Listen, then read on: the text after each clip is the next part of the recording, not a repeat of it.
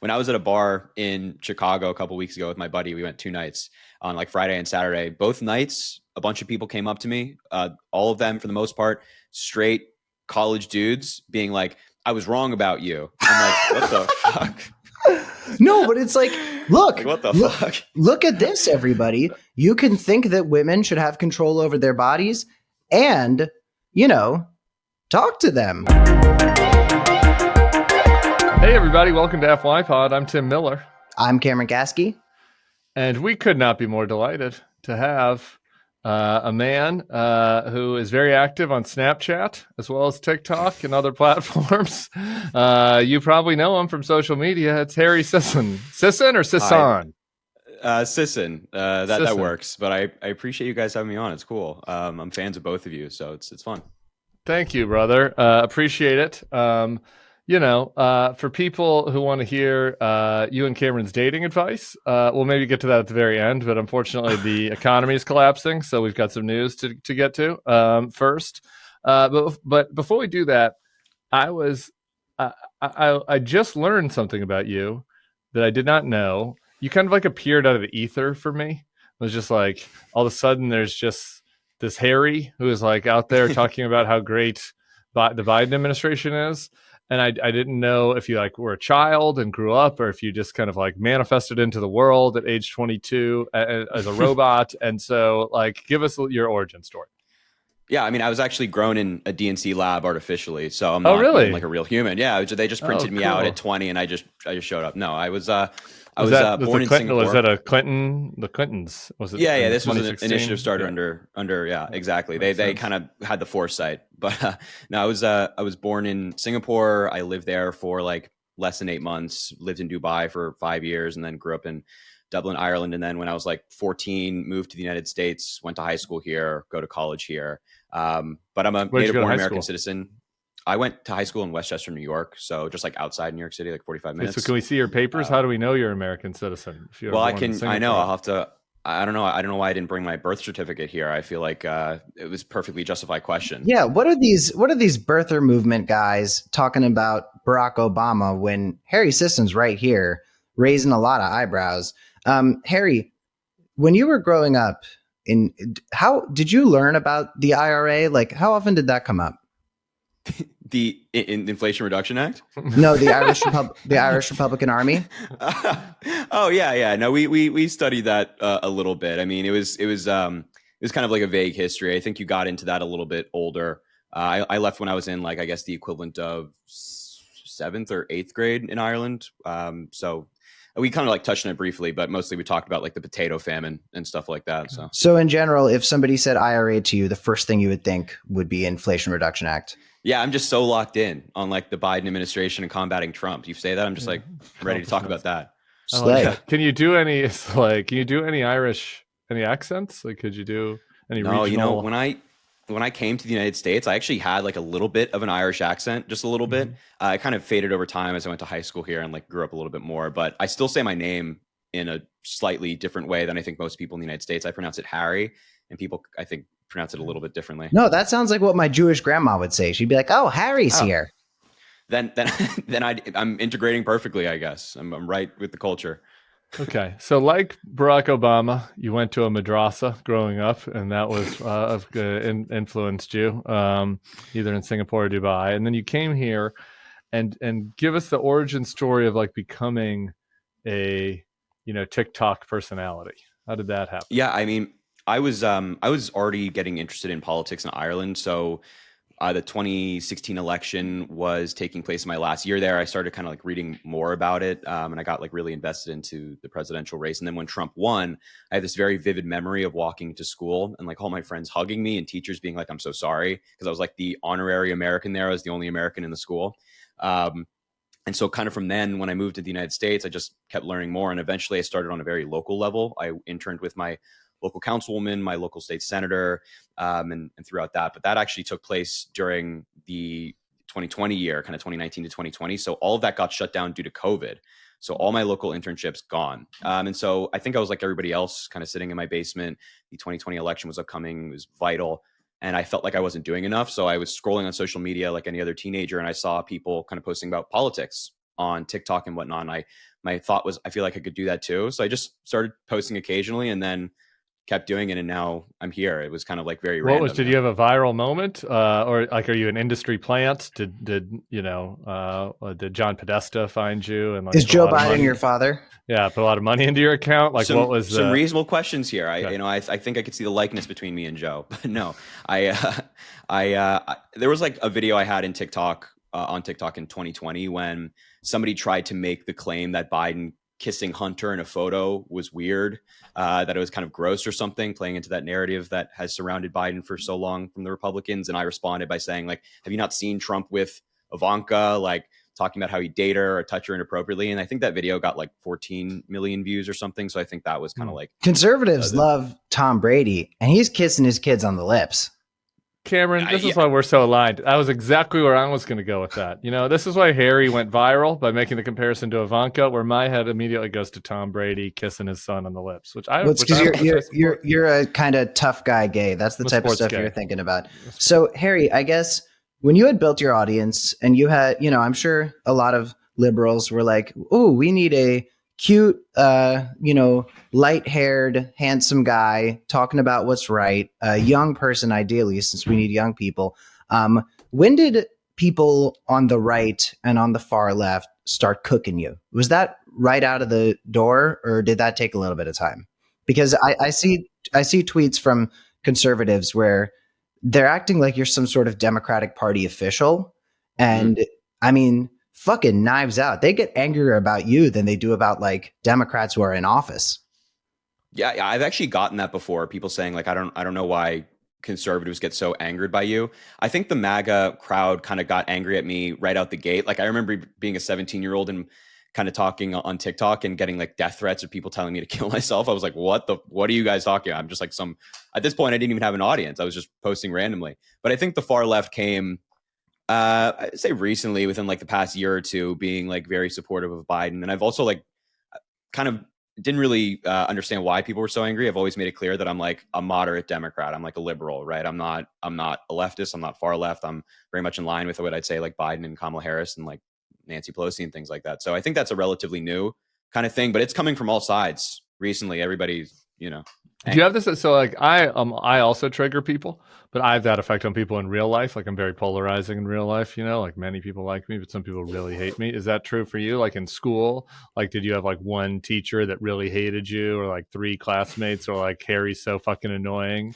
Or is this just your internet personality that engenders that kind of response? No, I think that's translated into personal life as well. I think I could be like, if I'm polarizing online, I'm probably polarizing in person. I have like strong views on things and like I'm not afraid to spar, and that has caused some rifts between myself and other people. But like, that I think most people in politics probably are pretty polarizing in their personal lives because, they very grounded in their views and whatnot. I'm more polarizing in my personal life than I am in politics. Like I was pretty polarizing the first couple weeks of FYPod at the Bulwark, but everybody kind of warmed up to me. And honestly, the people in the comments are shitting on Tim more often now, which is kind of a treat. But Tim, I see people freaking out at Tim all the time, just furious at you because of your kind of political evolution. People hate it when handsome men tell the truth in a world of lies. But I was going to say, Tim, you were talking about teachers. And it brought to mind this random anecdote that I want to share with the audience. So when I was 17 years old, I kind of roasted Marco Rubio at a CNN town hall where I was telling him like, if you really care about guns, if you really care about protecting the Second Amendment, why do you need to be taking NRA money to do it? Like, why are you letting these people bribe you, Marco Rubio? Really viral moment, went all over the place. One of the definitive moments of the early March for Our Lives movement. And then after the 2 weeks at my high school in Parkland, Marjorie Stoneman Douglas, where we weren't going back to school after the shooting, they were like, okay, you know what? If 17 people are going to get shot dead, you could have 2 weeks off of class. That seems pretty fair. I mean, you're still going to have to do your fucking finals. But you can get the day we came back, my AP US history teacher, a class that I fucking botched, by the way. Glad I'm talking about politics now. My AP US history teacher pulled me aside and she was like, so I know that this isn't the type of conversation for school, but I just want to let you know, you were disrespectful to Marco Rubio. And if you're going to be talking to politicians, you need to pay them a little bit more respect. And I was like, ma'am, can you not talk about this at school? Somebody in that class got shot dead. Literally the day we got back to class, there was an empty seat in the classroom because a young woman who was in our class was murdered. I was like, I'm not going to name her. She doesn't deserve the clout. No, excuse me, the teacher, not the young woman who died. But I'm not going to name the teacher. But the teacher comes up to me and she says that. And I'm like, shut the fuck up. Like, she didn't even mention the girl who died. We got back to school.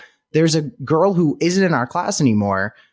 Teacher doesn't bring her up, but she has to point out to me that I was being mean to little Marco Rubio. And the funniest thing was that this teacher was so supportive of the West and NATO and stuff. And it's like, oh, Marco Rubio's getting rid of that now. So in whatever. honor of your U.S. history teacher, I'd like to go around the horn and everybody say the most disrespectful thing they could possibly think of about Marco Rubio. You go first, Harry. Oh, God.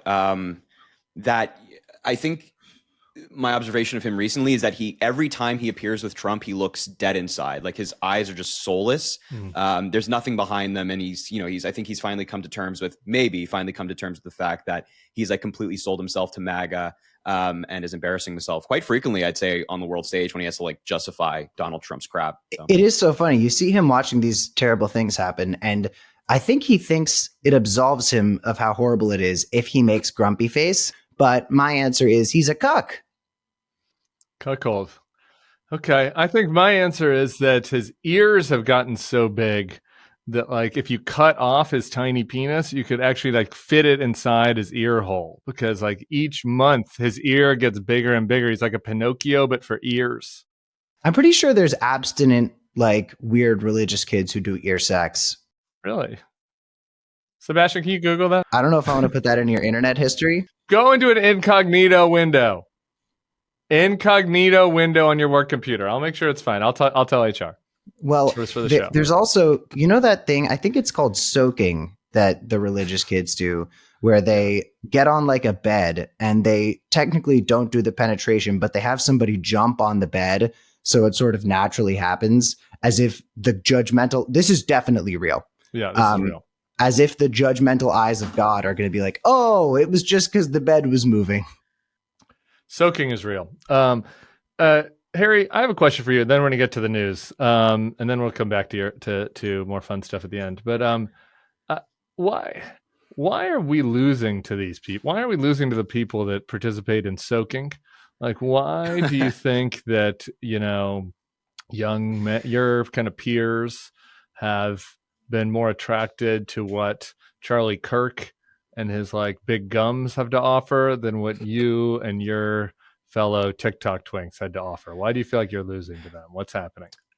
Yeah, I think first of all, I love the way that you phrased that question. Sure. Second of all, I think it's such like a nuanced answer. There's so much to that as to like why we're losing. But I think like a couple things come to mind is that like Democrats are really bad at messaging. We actually like suck at getting our messaging out and reaching the people we have to reach.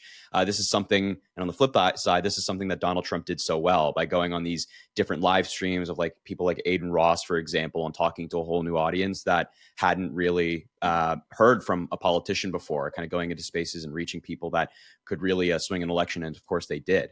But also there's like this weird phenomenon going on right now with young men where they feel like the Democratic Party is feminine, it's weak, and Donald Trump and the Republican Party embody masculinity and wanting to bring masculinity back. And like, they're not afraid to say that, oh, it's okay to go to the gym, it's okay to eat well. And the Democrats are too scared to say things like that. So at least for my specific age group, there's a variety of reasons, but the Republicans have just done a really good job at just pumping out shit for so many years that target this demographic that finally they've really benefited from that shit pumping, It's like, what could Democrats do better? And should they be like, would you, if you had like, I don't know. Let's talk about Greg Landsman, for example. He's a friend of the show. He's a congressman from Ohio. He did an interview in last week's guest, Jack Cocciarella's dorm room. If Greg called you and was like, how can I appeal better? Like, do we think like more workout videos or what? How can he bro down in a way that would be, it's not even necessarily like, workout videos. Like Trump obviously is not the embodiment of male superiority when it comes to fitness. Right. Yeah. It doesn't have to be something like that. I think the positive or the thing that people like about Donald Trump is that they perceive him to be authentic, right? Like Donald Trump just says whatever he wants and he's not afraid to be taken down for it. You know, the kind of stuff we've heard for so many years from MAGA.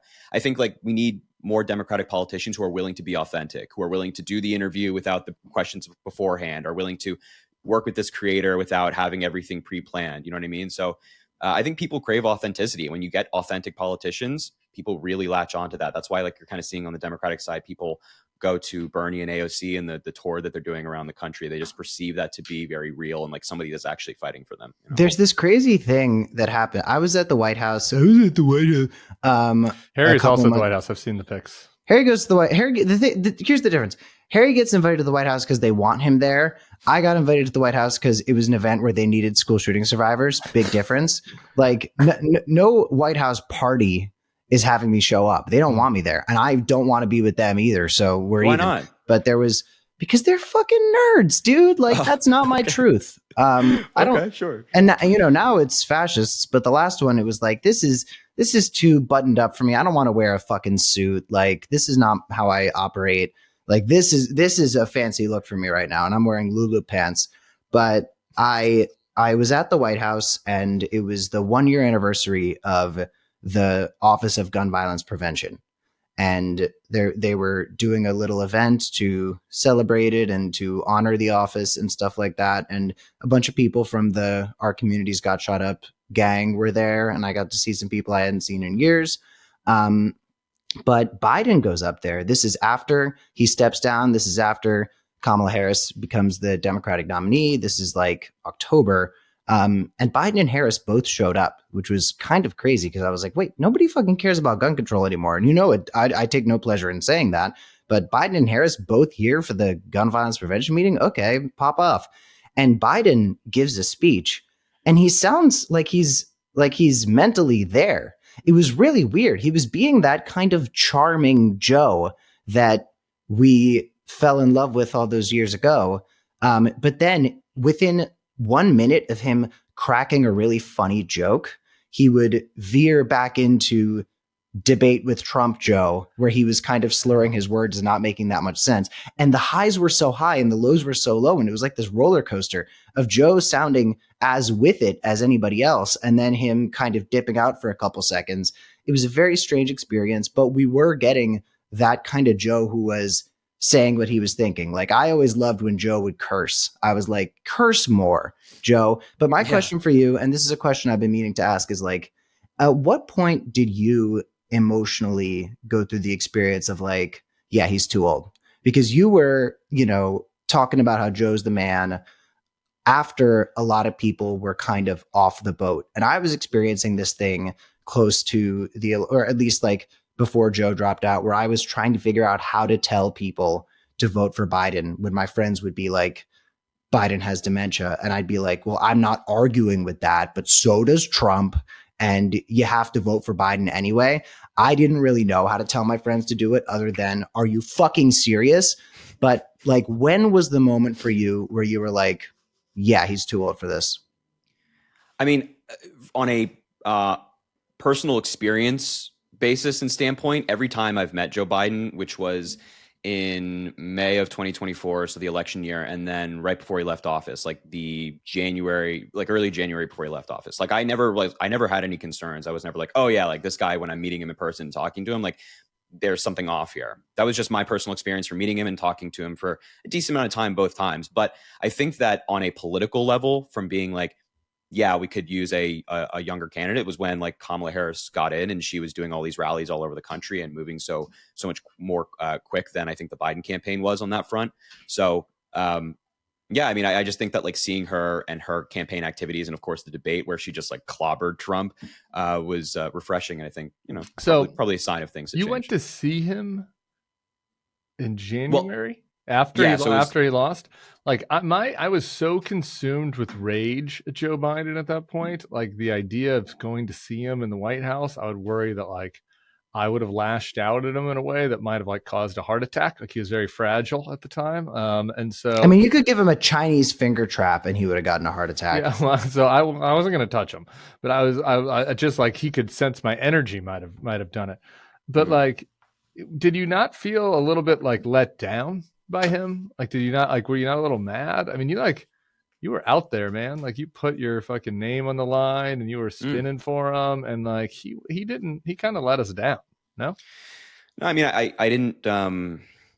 So I was there before the White House Christmas party that I was there for. They had like a small meeting before the party, and saw him in the Oval Office. Yeah, But like I was invited to the White House Christmas party, and my response was, I would rather like rip off my toenails one at a time than attend the saddest White House Christmas party in history. fair enough. So Fair tell me enough. like the alternate point of view on that.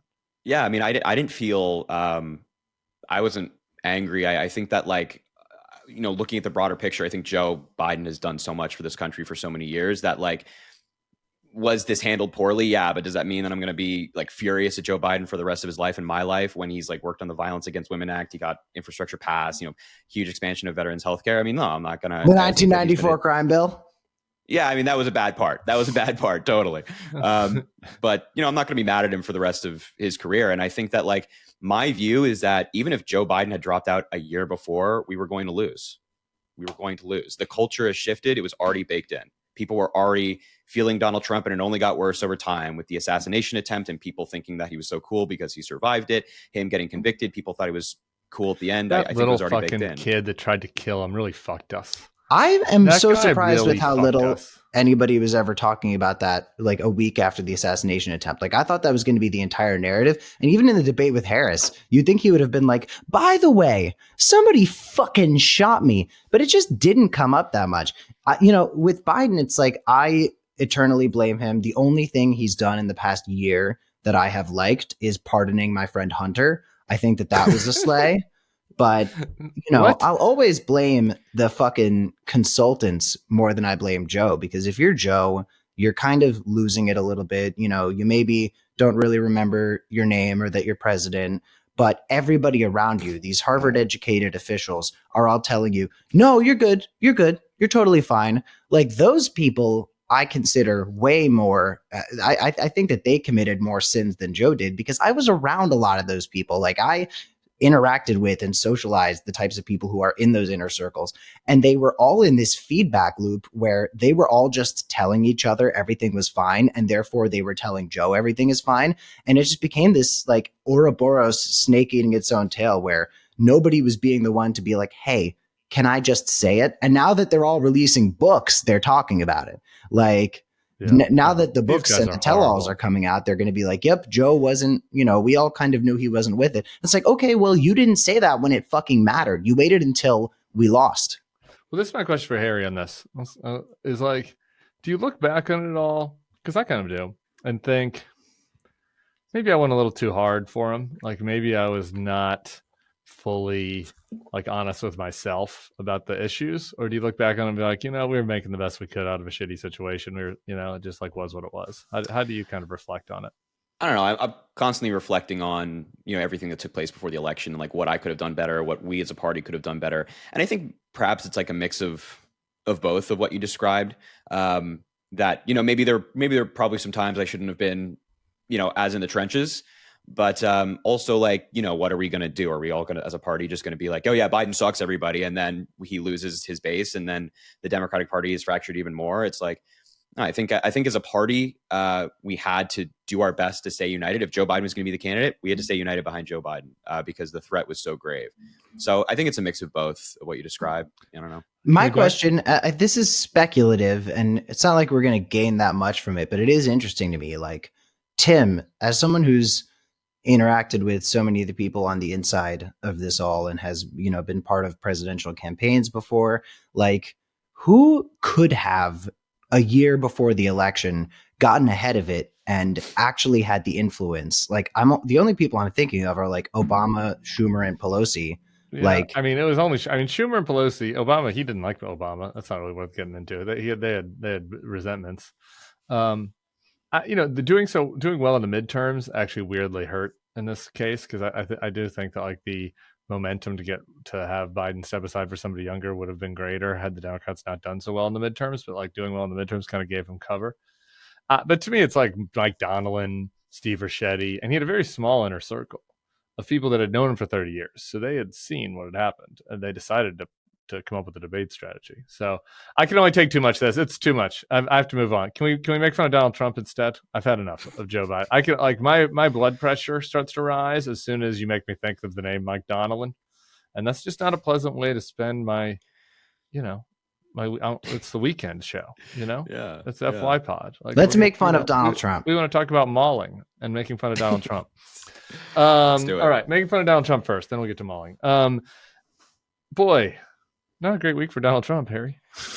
Are you feeling vindicated? Do you have any vindication? Do you have any, are there people on the internet that are like crypto bros or like day trading bros that were like shit talking you and talking about how Mr. Trump's so good at the economy? And now, do you feel like you can just do a tomahawk dunk on their head about how the dude that bankrupted a casino is now going to, ruin their little nest egg of ETH? Yeah, well, of course. No, I think all of us probably feel a little bit vindicated right now. Because we were screaming from the rooftops before that so many Nobel Prize winning economists are saying Trump's going to be bad, and his own former administration and former Treasury Secretary saying that he's going to be bad for the economy. You shouldn't do this. Tariffs are really, really bad. And then people voted for him anyway. And now what do you know? Tariffs are really, really bad, and people are losing their retirement accounts, their 401ks, their portfolios, and people can't retire now and they have to work for another 5-10 years. So I just want to personally say, people like Benny Johnson, who have been flip-flopping saying that money doesn't matter and then the stocks are great and everybody's making so much money. People like Charlie Kirk, who said that there's going to be a golden age in America, and now he's really eerily quiet about the stock market. And then all these individual MAGA lunatics on Twitter who are like, oh yeah, Trump's the businessman, he's going to make America great in golden age. I want to dunk on all those people and kind of say I told you so. Now, is that a winning strategy to get people to change their minds and vote for Democrats? No, the messaging always fails on that. But I want to. Are we sure? I'll only do it once. Can we do it for fun?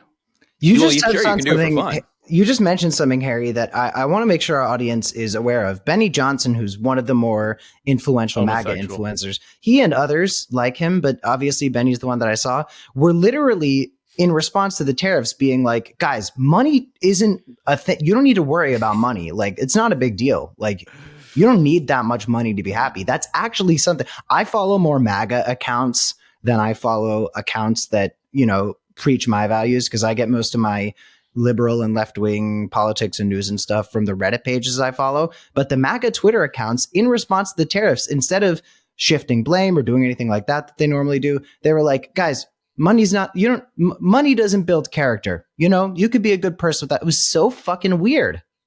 Yeah, Benny Johnson's full quote is, quote, losing money means nothing, digital ones and zeros. In the end, you won't miss any of it. That's what he put out about the market crashing. That's not quite true to his life experience. I don't know. Are you guys too young to remember the Benny Johnson gay cruise spoof? Ooh, I mean, this is a bad I one. know that Benny Johnson is obviously closeted, but that's all I got. I'm just going to give you the information, and everybody can make a decision for themselves.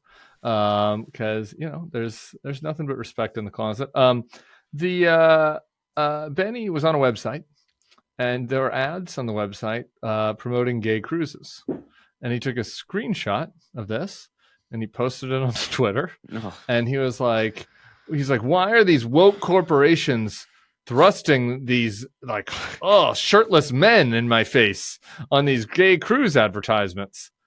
And then several people had to kind of inform Benny that how those display ads work is that if you have searched for gay cruises in the past, they then promote themselves to you, based on the cookies that are on your computer. And so he deleted the tweet. So, I don't know. Gay cruises do cost money. It's not just zeros and ones. When they delete the tweet, that's how you know. Yeah. But for those of us, for those in our audience who are not aware of this, this is called the Streisand effect. The Streisand effect describes the ironic outcome of attempts to hide or censor information that instead amplify it in the public eye. This was a Streisand, and Benny's just a sloppy one. And Benny knows about Barbra Streisand. Yeah. Oh, he knows. He's a friend of Barbara, as they would say. So to speak. So anyway, Benny's always welcome on the FYPod. I've known Benny for a long time. It doesn't feel like he's on the up and up, I guess. Regardless of what's happening in his personal life, it doesn't feel like these arguments that he's making about how great Mr. Trump is, they don't seem to be they don't seem to be based in reality to me. Don't dissuade him. Let him run with the whole idea that money doesn't matter. Let them do their thing. I think they should continue to argue that. I think that while we're talking about the growth and prominence of these conservative influencer type accounts, it might be worth noting there was some graphic that went up about, which pages on the right and left were growing the much. Obviously, our home, the beautiful bulwark, was on that list as one of the big ones. But a lot of the red, conservative leaning pages were more lifestyle content and commentators than they were political. I think a lot of the conservative political accounts are actually not doing as well as they used to. Like the Daily Wire is in shambles. They had something of talent in Brett Cooper. She said "fuck you guys" and she left. And her page is crushing. The anti-woke Snow White adaptation written by Ben Shapiro and his friends, starring Brett Cooper in response to Rachel Zegler being a Snow White of color. Doesn't seem like that's happening anymore, which is too bad. I don't. Do we need the white in there? Can it just be snow of color? Yeah, interesting calls all around. Anti-woke Snow White was such a the thing about doing the anti-woke Snow White was like they were fighting for the integrity of Snow White, which Rachel Zegler took away by being half Colombian. And it's like, hey, nobody fucking cares about Snow White anyway. Like, this isn't Cinderella we're talking about. This isn't even like Belle from Beauty and the Beast or Princess Jasmine. Like, tell me 3 things about Snow White. Nobody There's the dwarves, of course. Well, anyway, Daily Wire is kind of not doing great. And, Charlie Kirk seems to be on fire. But otherwise, I think the conservative commentators that focus on either the politics of it all or whatever you would call how conservatives engage with these issues, like they're not really doing great right now. What do you think, Harry? Do you see them as your competitors in the I mean, I don't know. I don't know if I see people like Ben Shapiro as a competitor per se, but I would agree. Like, yeah, I think these guys are really going down the drain. And especially as I mentioned with like the whole hypocrisy of being like, oh, you don't need money. Like, money's terrible. It doesn't matter if you lose it. But then the next day being like, money is great. I think like for your average person, these people are so slimy with the way that they've just dedicated themselves to Trump. Like, even after everything that Trump has done, they're still kind of singing his praises. And when he does something great, it's his doing. When something bad happens, it's the fault of somebody else. And actually, you don't need money. So, I mean, and I think you're seeing in the data as well that they're just going down. So you went on one of these like cultural, like more culture, lifestyle oriented ones. I think didn't you go on the Full Send podcast? The Steiny podcast. The Steiny podcast. Well, yeah. I only like get it through clips. So like I don't really understand like the universe, but it's like I guess but it's like the Nelk boys. And so I don't know how to break it down, but yeah, like, for our audience, can you explain what that is? Yeah, who are these like different characters? Yeah, so I think like the Nelk, it's almost like kind of made up in the way that the Daily Wire is made up. Like you have the Nelk Boys, which is like the parent kind of company, and then they have like subsidiary channels of like independent members of the Nelk Boys, and they have like a group channel and things. And I think it's kind of like, to my understanding, I'm not like fully in that universe, so I think that's. And so you went and did one of them, and like I said, I caught whatever TikTok served me, so I only caught 20 seconds of it. Yeah. So like, what I mean, are you like arguing with them, or are you going on there because you think that like you just want to show the like kind of not fully red-hatted MAGA bros, like kind of the right-ish MAGA bros that like that Democrats have normal like what's the objective when I think that's. I think you kind of like put it nicely. Like that's the mission. Gavin Newsom was on Bill Maher's show recently, and he said we just have to like talk to the other side and speak to the audiences of which were persuaded by the MAGA argument. So going on like Steiny, we know how influential the Nelk Boys were in helping Donald Trump. So I was hoping to kind of go there and like argue for a little bit and like make the pitch for our side. Did you get any good points in? Why don't we show? Actually, we're gonna. You, after the show, are going to choose a highlight reel or highlight clip that you liked. We're going to play it right now. I think it's the same. It's the same beast with 2 different hands, and one looks better than the other right now. And it doesn't mean that. I just don't think it's going to actually change, bro. I don't think things really change. It's just to divide and conquer, make people hate each other. I think that a lot of Americans sympathize with that view. And like, I'm trying to convince people that I don't think that's true. Like under Biden, for example, again, not to like glaze Biden, I think he was a really good president. But like, for example, we had the PACT Act, and that expanded healthcare to veterans who were exposed to toxic burn pits. Now over 1.2 million veterans are getting healthcare now than they were before. We also had that huge infrastructure bill. Was he exposed to? It doesn't matter. We also had that huge infrastructure bill, like over $1 trillion in new roads and bridges, like 60,000 new projects across the country that were creating jobs for hardworking Americans in every community. So I think the the reality of the government is like progress is slow and democracy is not always easy, but there are things that happen and it's just like you don't always see it. You don't always like see it in your community or your day-to-day life, but there are things happening. Now, so like, you feel like you're making any points? I think like what's really important is kind of planting the seed in people's minds so that they hear this idea, they hear it articulated in like a decent manner, not from like some random college student in a auditorium that's debating Ben Shapiro. And maybe they can come to agree with us at some point. The problem that I've noticed with the young men I know who have been warm and fuzzy with MAGA, first of all, a lot of them don't really like to admit it. A lot of them like to be like, oh, I'm not political, but they're, aligned with MAGA. They just don't want to say that they are, whether that's because they want to get laid and they know that types of chicks they want to be pulling are not going to be cool with that, or because they are not intellectually engaged enough to actually back anything they're saying up. So they will, align with MAGA on something and then be like, oh, but I'm not political, as if pulling back like that sort of absolves them of the responsibility to explain why they believe what they believe. But I guess what I've noticed is talking about things like veterans and Kamala Harris giving you $20,000 for a starter home and how tariffs are going to be bad. Like, they don't fucking care. Like, the young guys my age who are warm with Trump and stuff, they don't care what tariffs are. And when you talk to them about what a disaster it is, they just sort of think like, oh, but there's a bigger plan here. Like, that's what I see so many people saying. Like, I can't predict what Trump's bigger plan here is.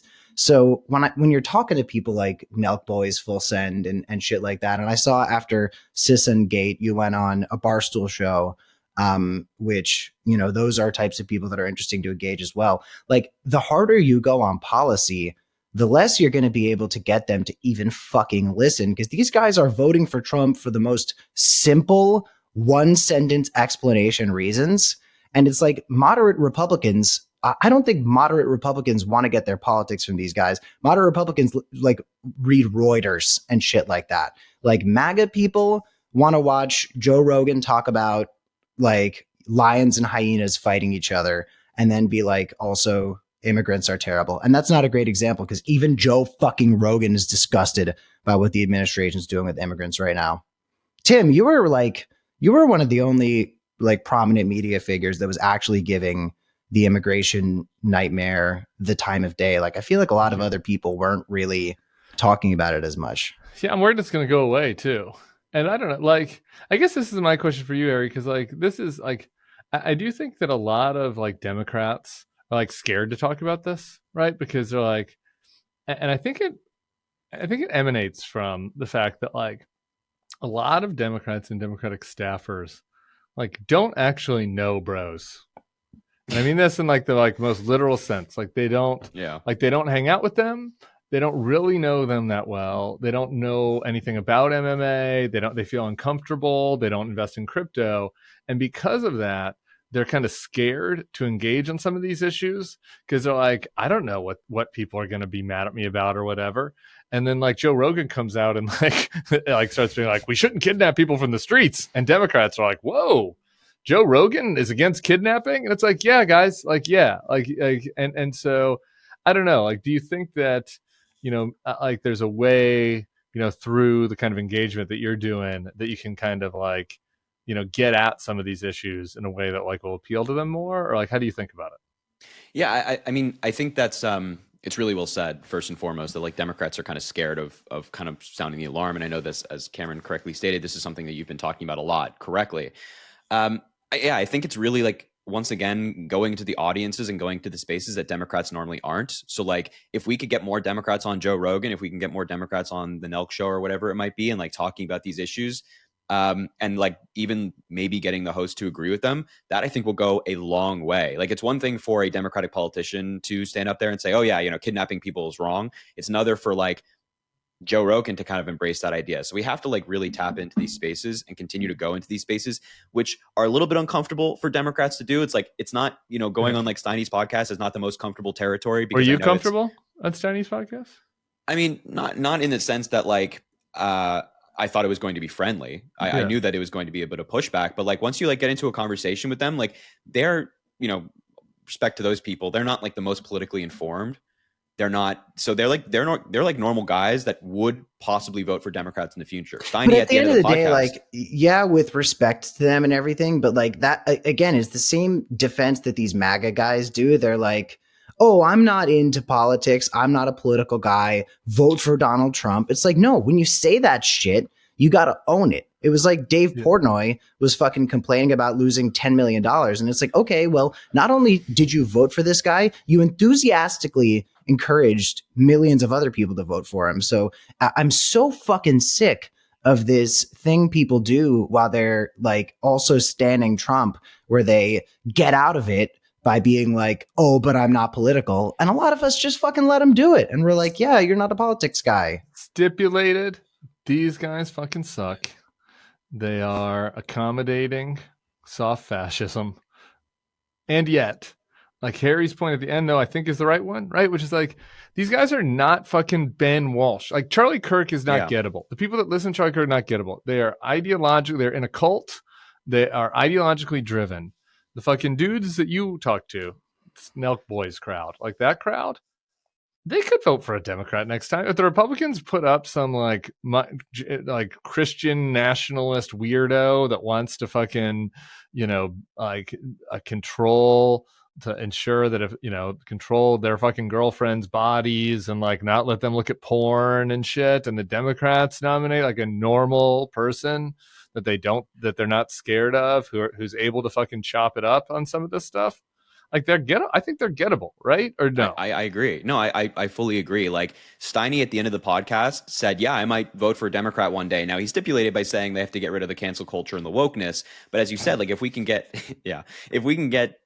a normal person as our is he nominee, not concerned about the canceling of the people writing op-eds about Palestine? He's not the canceling of Chris Krebs. He's not concerned about the canceling of the Venezuela. There's a lot of people being canceled right now. The thing you got that didn't come up, unfortunately.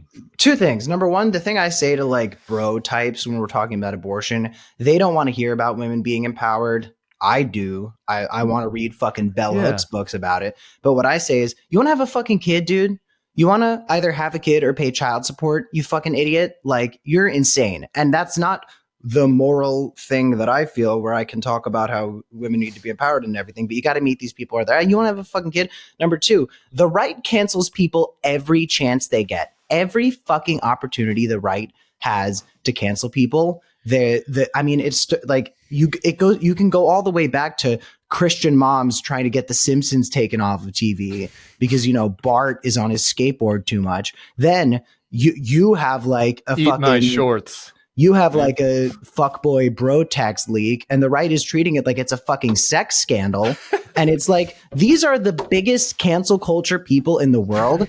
And if somebody on their side had a situation like that, they would be like, hell yeah, man, my fucking dog. And then you've got Sisson Gate, and they're like, oh my God, the left is so evil and shit like that. The right loves to cancel people. They do it in their fucking sleep. It was Harry Ghazi. And we're getting to Harry Ghazi next. But I have a segment I just came up with right now on the fly. Both of you, this is a challenge. We're both going to put it on TikTok.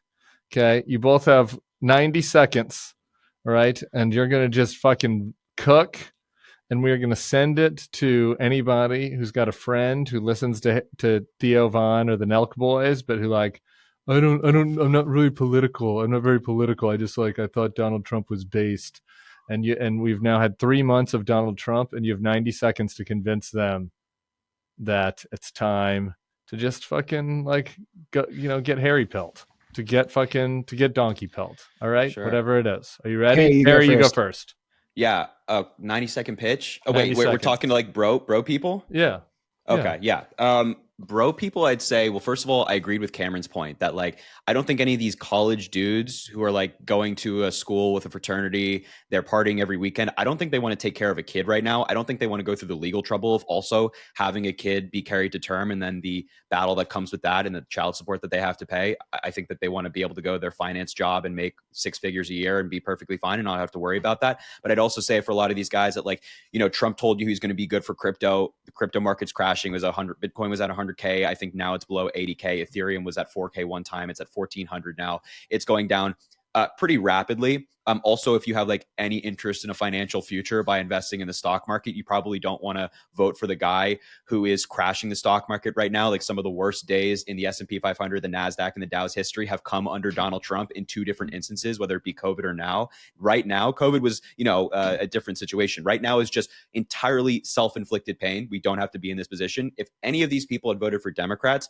the markets would be ripping right now. Joe Biden left like 3% unemployment, 3% GDP growth, the stock market breaking its own records. Trump took that, collapsed it. And now we're in a shit show where, people can't retire. People have to work an extra 5, 10, 15 years just to be able to get to the point that they were 3 weeks ago, So Trump sucks. And if you want a crumbling future, you should vote for Republicans. If you don't, you should vote for Democrats. This is why Harry does numbers, Cameron. That's why he does numbers. Look at that. Truly. Boom, right on the dot.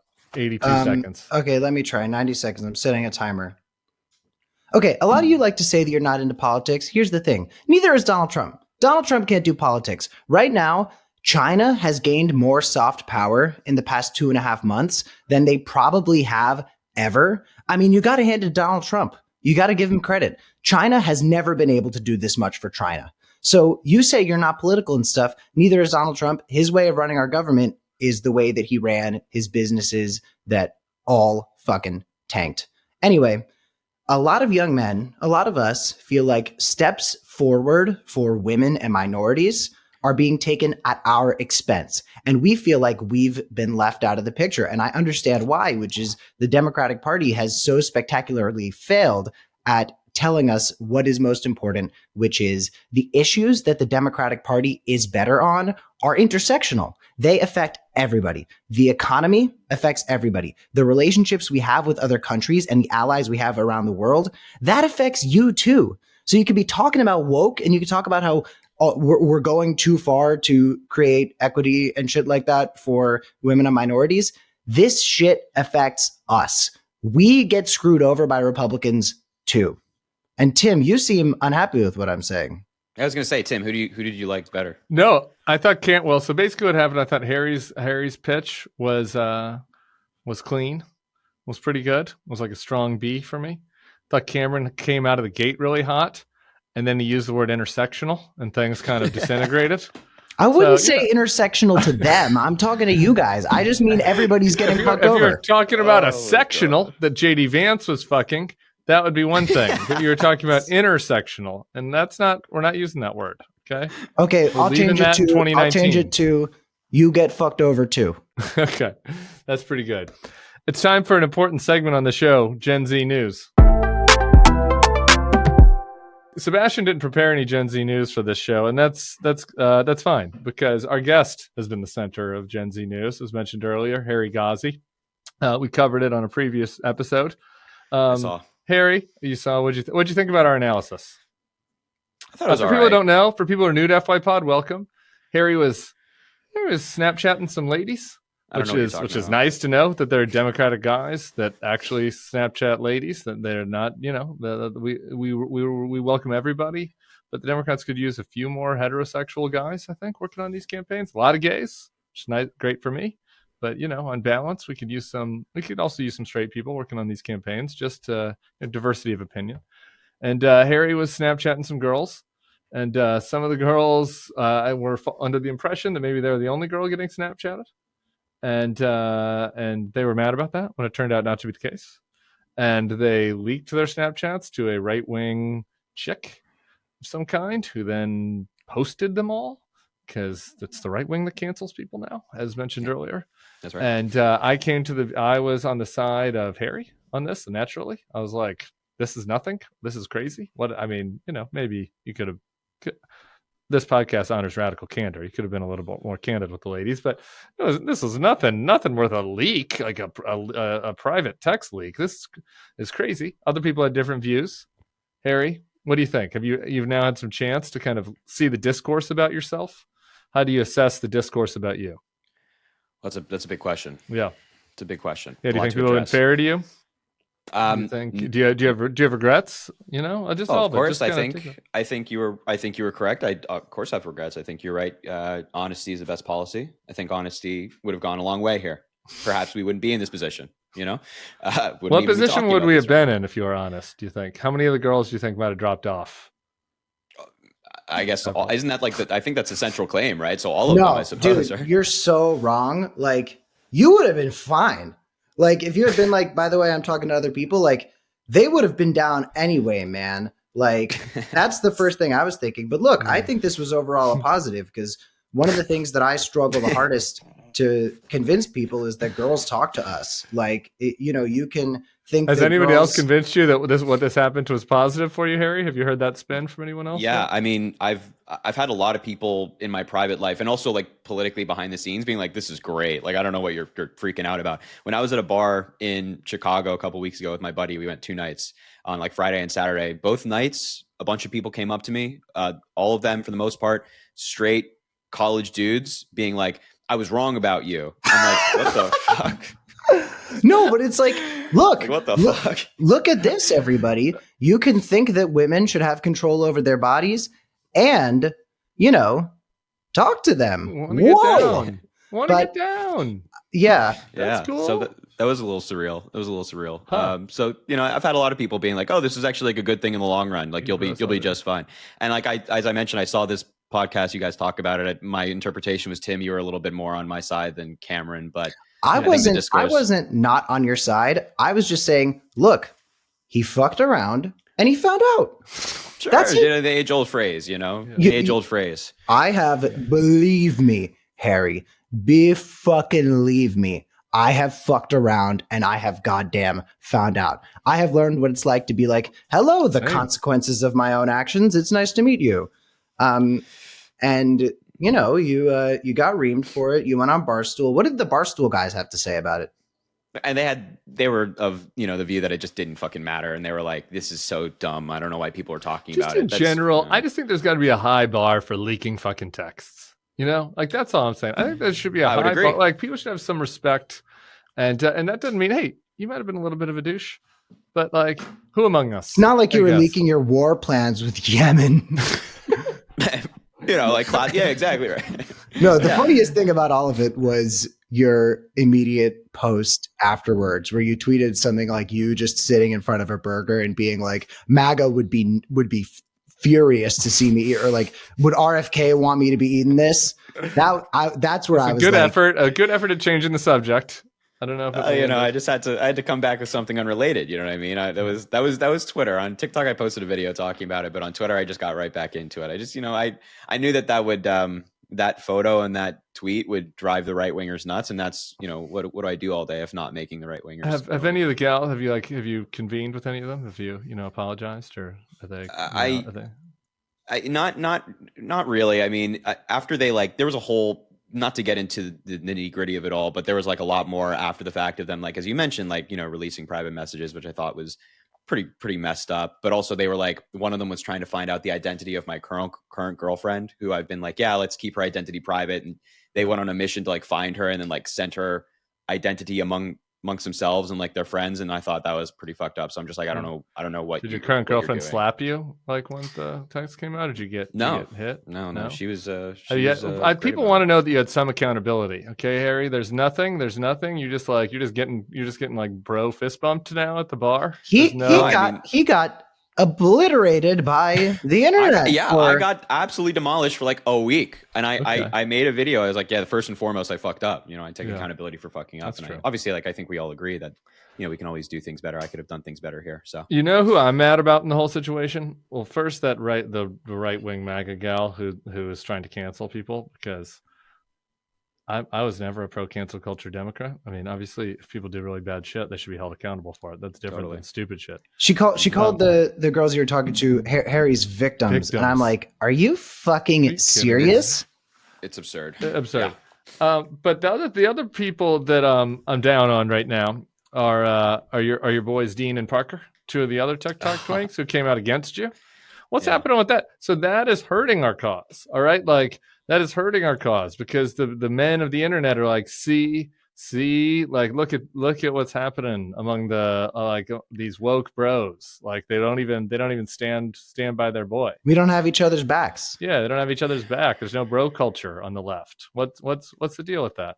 Yeah, I mean, look, they have the right to do that. You know, they can I guess, but, like, befriend or really? unfriend anybody. But I also am of the view that like really, like I don't think that was the appropriate reaction. I think like when you're friends with somebody, what the right reaction is being like, yeah, you know, you messed up, but you can grow from it. You're young. Let's move forward and be a better person in the future. You don't just like cut people off.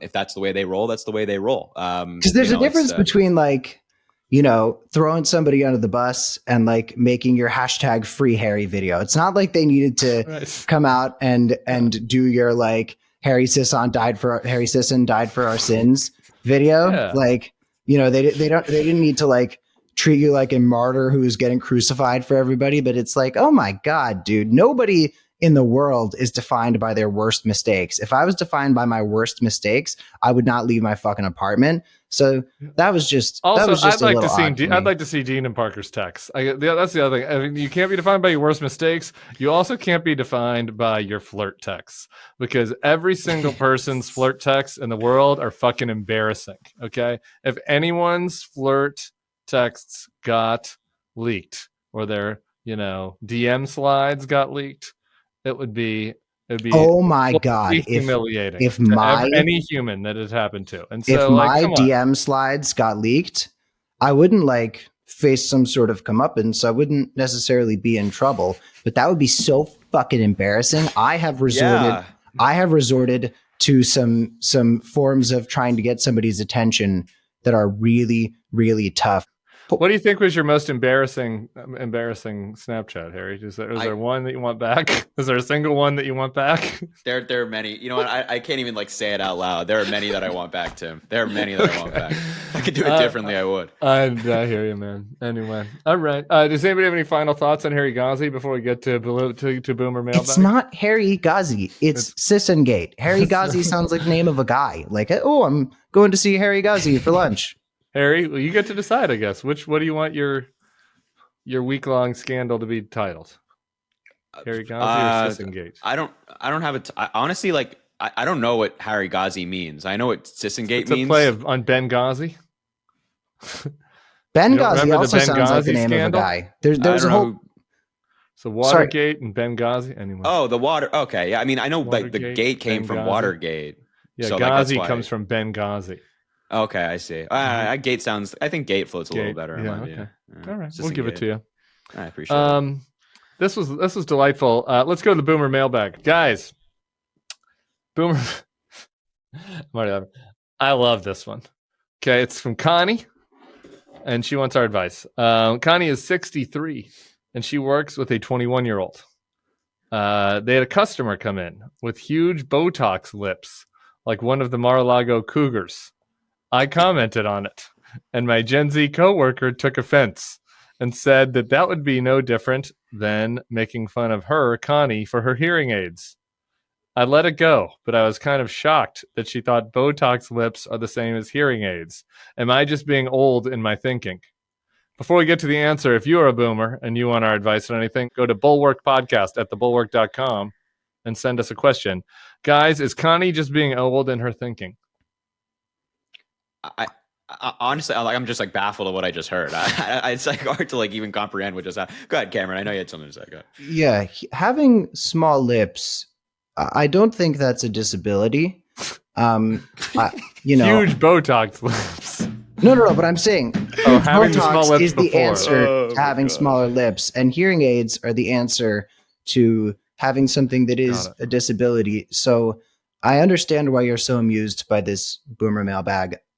To the boomer who wrote that, you're not crazy for thinking that is a ridiculous thing for someone to say. I wouldn't comment on anybody's Botox. Oh, sorry, excuse me. I wouldn't comment on anybody's Botox in front of them. I would wait until they left, or when I was texting one of my like toxic gays or one of my girlies. But comparing Botox to a hearing aid is just comical. I second that. Yeah, I think the 21-year-old. Once again, I have to side, I guess, here with Connie against the person trying to cancel her. So Connie and Harry, call me Team Connie and Team Harry in this situation. But this 21-year-old, like, pull it together, okay? You don't need to be going around wagging your fingers. We can have a little joy. We can have a little happiness in our life. If somebody wants to make the decision to get Mar-a-Lago cougar lips, if they like aspire to have a new face and look like Laura Loomer, like that's their choice. And if that's their truth, I support them in that truth. But also, you have to support me in my truth, making fun of you. Like, that's just part of the deal. You're going to get made fun of if you get Laura Loomer lips. And maybe you want it anyway, but that's the social contract. And I don't need any 21-year-old Zoomer trying to break down the social contract. Let me tell you, Tim, 13 episodes in, the lucky 13, I have finally got you talking about people's truth. So I imagine by next week you will be holding space for shit. But the Gen Z-ification of Tim Miller is well underway. And for that, what can we say but slay? Thank you all for listening this week. Harry, this has been so much fun. I really appreciate you coming on. And we look forward to seeing you all Monday. Come back soon, Harry, absolutely, and everyone anytime. else. Bye.